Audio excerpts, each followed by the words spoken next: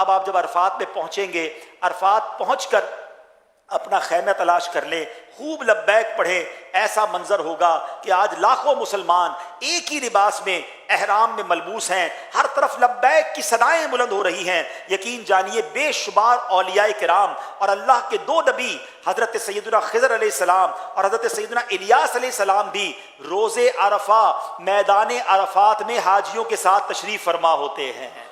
اے حاجیوں تمہیں مبارک ہو، اللہ کے دو نبی ہر سال عرفات کے دن عرفات کے میدان میں ہوتے ہیں۔ آپ اس دن کی اہمیت کا اندازہ لگا سکتے ہیں۔ سیدنا امام جعفر صادق فرماتے ہیں کچھ گناہ ایسے ہیں جن کا کفارہ وقوف عرفہ ہی ہے، یعنی وہ صرف وقوف عرفات سے ہی مٹتے ہیں۔ آئے ہائے کتنے خوش نصیب ہیں آپ کہ آپ عرفات کے میدان میں پہنچ گئے۔ یاد رکھیے حدیث پاک میں آتا ہے عرفے سے زیادہ کسی دن میں اللہ عز و جل اپنے بندوں کو جہنم سے آزاد نہیں کرتا، پھر ان کے سامنے ملائکہ پر فخر فرماتا ہے۔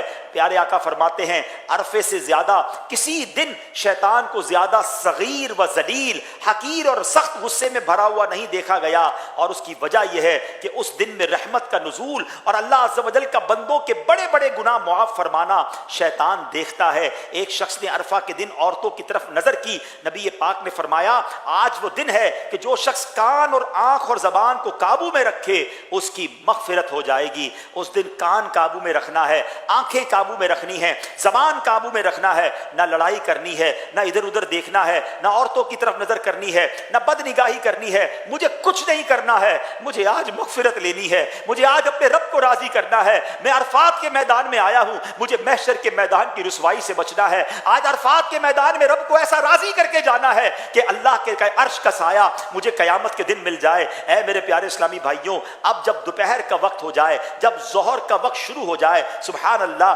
جیسے ہی ظہر کا وقت شروع ہوگا اور جتنے لوگ عرفات کے میدان میں احرام کی حالت میں حج کی نیت سے موجود ہیں، سبحان اللہ، وہ سارے کے سارے حاجی ہو جائیں گے۔